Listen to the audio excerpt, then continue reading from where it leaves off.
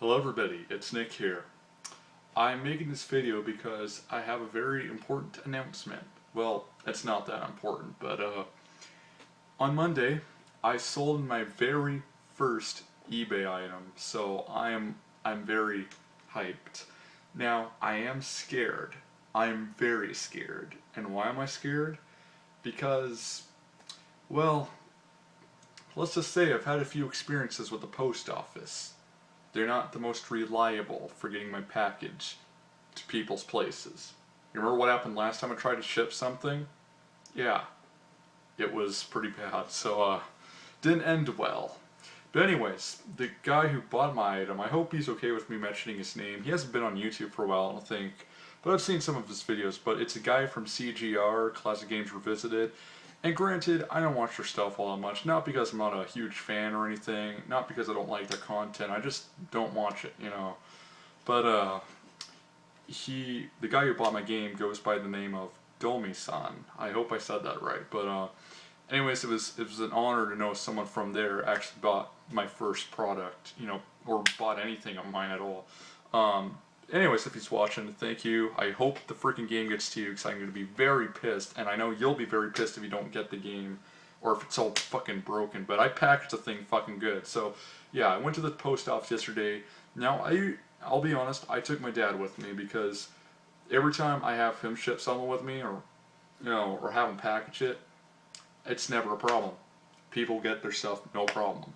It's just that one time, last time I tried to ship something, I did it by myself, and that resulted in a very bad, you know, it did not end well. But anyway, so my dad, you know, we got one of those packages with a bubble wrap in it, we put it in there, but we went the extra mile, and we took we took a cardboard box, we put the package in there, so it should not break. If it does, then I'm going to assume, okay, actually no, I know that if that thing breaks by the time it gets to him, UPS breaks shit purposely. I mean, did you see the games last time when I told you guys about it? It looked like someone fucking smashed them with a hammer. But this time, I'm gonna cross my fingers and have some faith, and the USPS. And guess what? You know what, USPS? I'll make you a deal. I'll restore my faith in you completely if this package gets to them on time, you know, without a scratch or anything. If it gets there in one piece, then I will take back mostly everything I've said about you. I am still a little pissed, but I forgive. I'm a forgiving guy. But if that fucking game gets to him broken, I'm doubling down. So I'm just saying. I'm just warning. Okay, now, Five Nights at Freddy's. Oh my god, I love that game. Even if it pisses me off so much and makes me red, I love that game. It's so fucking awesome. Now, like I said, it doesn't really scare me anymore, but although the jump scares get me, I will admit that. But remember the first time I played, I was like, oh my god, I can't play this. Well, now it's like, that's not a big deal. It's a fun game. It's just, you know, you can get scared, and obviously that's the point. I've heard some people say, oh, this game doesn't scare me at all. It's like, well, it does scare some of us, you know. But, yeah, I mean, it's a good game. $5 is a really good deal. And I thought about buying the iPhone version, but I heard really bad things about that one. I heard, like, you can't even play the first night. The game crashes. So, and that one's only $3, which isn't so bad. But, you know, I don't want to risk paying for something that I've heard lots of bad things about. So, I've tried to get a hold of the developer of that game. I just want to ask him one thing. I've never heard back from him. And he probably gets a lot of fan mail, so I'm trying to, you know, comprehend that. But it's like, I'm not trying to say I'm the most important guy, you know, ignore everybody else, answer my emails only. I'm not saying that at all, but it's like, you know, if I ask you one little question, I'd like a reply. But I haven't got, he never responded.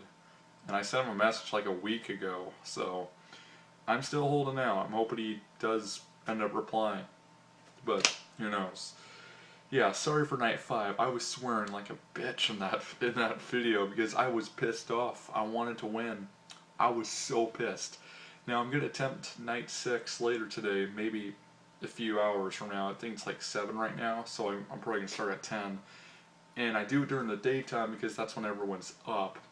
Although night 5 I did that at like 11 at night, and people are you know, my sister's still up then, and Anyways, so I'm intending to play Night 6. I know I looked at the wiki and it was considerably, they say it's considerably harder than Night 5, so I'm very scared. Now I know it's gonna be, I expected it to be harder. I mean, I know it's going to be, but to some people apparently call it the nightmare level because that's how hard it is.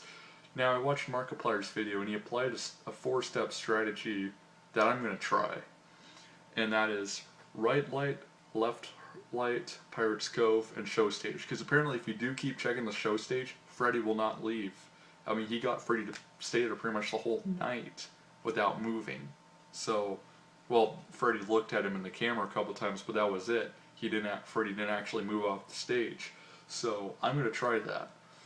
Again, Foxy and Freddy are my biggest, problems, but I focus on them too much and I forget all about Chica and Bonnie, and then sometimes when I flick the lights on and they're there, it's too late. They've already got in the room, so they're really fast in there. And of course, I mean, you already know that. It's kind of the final level of the game. I mean, the 7 thing is kind of custom, so I don't really count that. And like I said, I will attempt 2020, but I'm not planning at all on finishing it. And if I do, I'll let you guys know. If I get really desperate, I will try it, but really, I don't think I'm gonna beat it. But I'm not intending to anyway, so it's a fun game. It's awesome. So I would, like I said, if you guys are into horror games like that, I would definitely recommend the $5, especially, is that a word? Should be. Anyways, especially since it's only $5 and it's October. So it's the time to be scared. Now Scott Cawthon was saying like he's making a sequel, and some people are like, oh come on, release it now, but it's like, he can't release it now because a good game requires time and effort to make, especially if it's being made by entirely one person. I mean, I'm still impressed. I can't get over that. One guy made the game. Kind of. I mean, that's talent right there, when you can program a whole game like that by yourself. Now, I heard that the game actually runs off of a 2D action side-scroller engine. I don't know if that's true, but if it is, that's pretty badass. Another thing though, and like I said, I mean, I have no problems with the developer. He seems like a great guy, and I like that he's developing Christian titles and stuff, but he replied to someone saying why I refuse to answer questions about like lore, or because there's lots of stories going around about like the background of the game, and I think that's kind of shitty, because that would be like if Legend of Zelda, you wouldn't know why you're killing, like, let's say the story never explained why you're supposed to kill Ganon. I mean, people would want to know why you want to kill Ganon. I mean, yeah, he's evil, but why exactly? Does he have Princess Zelda hostage? Let's just say they don't even say that. You don't know that Zelda was captured, and Shigeru Miyamoto comes out, it's like, well, I'm not going to tell anybody why you're going after Ganon. So, I mean, I'm just saying, I think that's kind of a crappy thing to do to people. I mean, maybe there were plot holes he didn't think about or something while making the game, and that's why he doesn't want to answer it. But I'm just saying, I mean, I think it's kind of crappy to do to people. I mean, I'd say give the whole story, or, because when I play a game, I want a story. I want a reason why I should play that game. Why should I help the main character out? Not, just... But I'll admit, mainly the reason why I play a game is just to have fun. But at least for most games I play, I know the storyline and why I'm playing. So, I'm just saying, this is my take on it. You don't have to agree. Like I said, if he doesn't want to tell people, that's his own choice, of course. I'm not going to force him. I'm not making this video telling him, hey, tell us why this happens or this happens. Because like I said, I've made up my own story for the game. And 4 animatronics want you dead. And why? Because they don't want to be watched at night. They want to be able to do whatever they want. And since you're there watching them, they don't like that, so they try to kill you. That's how I see it, okay? That's my official story for the game. So, anyways, yeah, I'm taking on Night 6, and I'm so excited. Man, I love the game. Although, if I don't play it for a long period of time, my heart starts beating pretty fast every time I get I'm about to play the game. But then by the time I'm in the game, it kind of goes normal again. But remember the first time I played the game? Oh my gosh, my reaction was priceless. Bro, I don't want to play this game again. Oh, good times. Anyways, okay, I'm going, people. And, yeah, if anyone says congratulations on my eBay thing and I don't reply, excuse me, just take my non-replying as a thank you. I'll try to reply though. Okay, peace out. Goodbye.